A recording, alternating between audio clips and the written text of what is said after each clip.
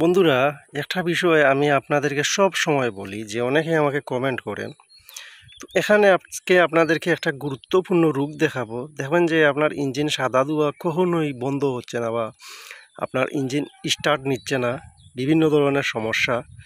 এরকম সমস্যাগুলো কি কারণে আসে? তো এখানে একদমই আপনাদেরকে এই যে দেখুন একদম জুমিং করে দেখাচ্ছি। আসলে ভিডিওটি আপনারা কেউ অবহেলা করবেন না, ভালো করে বুঝবেন আসলে বিষয়টা কি। তো এই যে দেখুন সিলিন্ডারটি এখানে বসানো হয়েছে। তো এ বিষয় নিয়ে আমি আরও বলেছিলাম, তো আজকে আপনাদেরকে দেখাবো। কিন্তু এই সিলিন্ডারটি বডির সাথে পুরোপুরি ম্যাচিং হয়ে বসে নাই, সিলিন্ডারটি একটু বের হয়ে আছে। এই যে দেখুন এখানে সিলিন্ডার একদমই বের হয়ে আছে। তো এই বের হওয়ার কারণে আপনার ইঞ্জিনের যে পিস্টন আছে, পিস্টনটি অনেকটাই ভিতরে থেকে যাবে, মানে পুরোপুরি টপে আসবে না। তো না আসার কারণে আপনার ইঞ্জিন কি হবে, স্টার্টিং সমস্যা করবে, ইঞ্জিন স্টার্ট নেবে না, হেডের সাথে অ্যাডজাস্ট হবে না। তো এটা কিন্তু বডির সাথে একদম ম্যাচিং হয়ে বসতে হবে। তো এই সমস্যার কারণে আরও কিছু রোগ আসবে। যেমন মনে করুন আপনাদেরকে আমি দেখাই, এই যে দেখুন গাসকাটের যে পরিণতি হয়েছে হেড গাস্কেটের, এই যে দেখুন কতটুকু ডেবে গেছে। তো এটা কিন্তু হেড গাস্কেটকে এই আমাদের সিলিন্ডার এই সমস্যাটি করেছে। তো এই সমস্যার কারণে অনেক কিছু হতে পারে। আপনার গাস্কেট নষ্ট হবে, ইঞ্জিন স্টার্টিং সমস্যা করবে, সাদা ধোঁয়া দেওয়া বন্ধই হবে না, এরকম অবস্থা।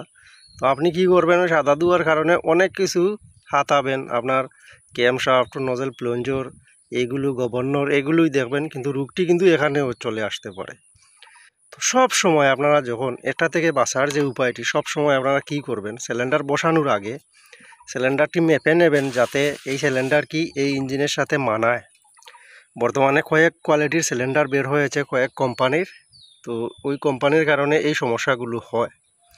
তো এখানে আপনাদেরকে আমি বলবো, যখনই সিলিন্ডার বসাবেন, এই সিলিন্ডার বসানোর আগে আমাদের যে এই বডির যে গ্রুপ আছে যেটা, তো এই গ্রুপকে ভালো করে ঘষতে হবে ভিতরে, যাতে ময়লা আবর্জনা না থাকে। কারণ ময়লার কারণে অনেক সময় সিলিন্ডার একদম জায়গা মতো গিয়ে বসবে না। তো এই ভালো করে এই জায়গাটি পরিষ্কার করে তারপরে সিলিন্ডারটি বসাবেন। বসালে আপনার এই সিলিন্ডারটি একদম পারফেক্টভাবে বসে যাবে, এখানে উঁচু হবে না। তো এটাই হচ্ছিল আমাদের এই রোগ। তো এটা কিন্তু কেউ অবহেলা করবেন না। ভিডিওটি ভালো লাগলে অবশ্যই একটি লাইক করবেন। তো এখানে আপনাদেরকে আরও কিছু বিষয় দেখাই আমি যখন হেড ভালো করে চাপ দেব, এই যে দেখুন হেডে ফাঁক হয়ে থাকে। সেটা কি কারণে, সেটা হচ্ছে গিয়ে আমাদের এই সিলিন্ডারটি জায়গা মতো গিয়ে বসে নাই। তো এটাই হচ্ছিল আমাদের মেইন রোগ।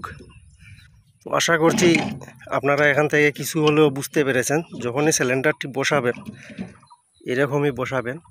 তো আমি এইরকম একটি ভিডিও বানাবো আপনাদের জন্য, যে পারফেক্টভাবে কীভাবে সিলিন্ডারটি বসাতে হয়। তো যাই হোক, ভিডিওটি ভালো লাগলে অবশ্যই শেয়ার করে দেবেন এবং ভিডিওতে একটি লাইক করে নেবেন। আর এই বিষয়গুলো সবসময় মেনে চলবেন। দেখবেন যে ইঞ্জিনের কাজে কোথাও আপনারা আটকাবেন না, সব কাজ পারফেক্ট হবে এবং ইঞ্জিন সার্ভিসও দেবে ভালো, এবং হেড গাস্কেটও দ্রুত নষ্ট হবে না। তো আজকের মতো বিদায় নিচ্ছি। ছোট্ট এই ভিডিওটি আপনারা সবাই পছন্দ হয়েছে কিনা কমেন্টে বলবেন।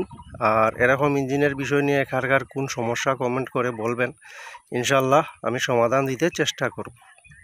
তো আপনারা যারা আমাকে কমেন্ট করেন, আপনাদের কমেন্ট থেকেও রোগগুলো নিয়ে নিয়ে অন্যান্য ভিডিও বানাতে চেষ্টা করব।